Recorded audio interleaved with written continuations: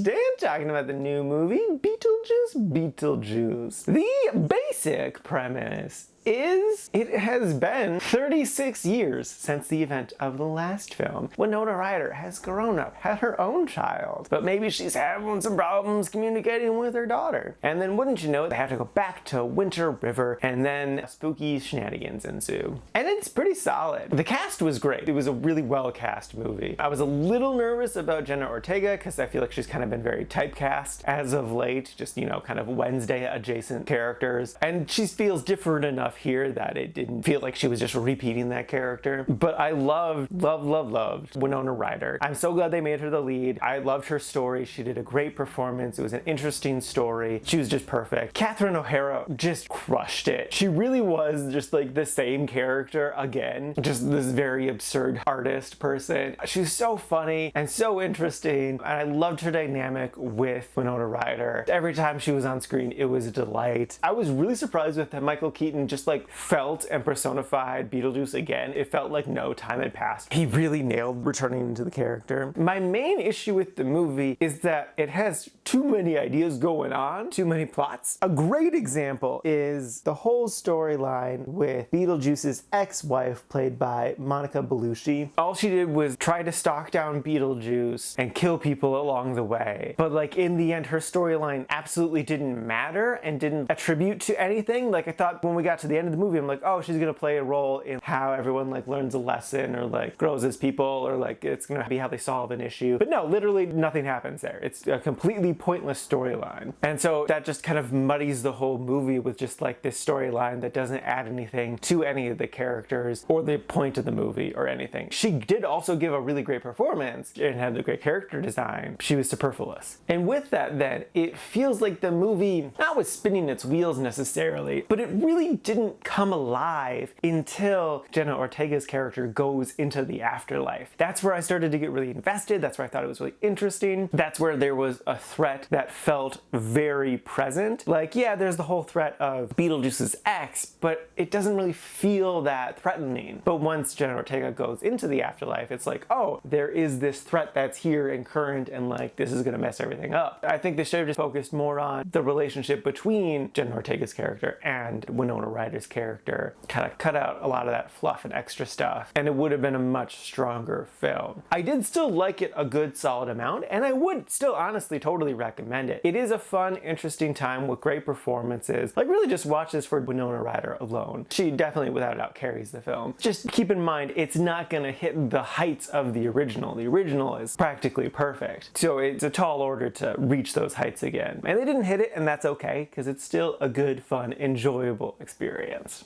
And now for my ranking, I put this at number 34 in the quite like section. And this is out of a total of 60 new movies so far this year.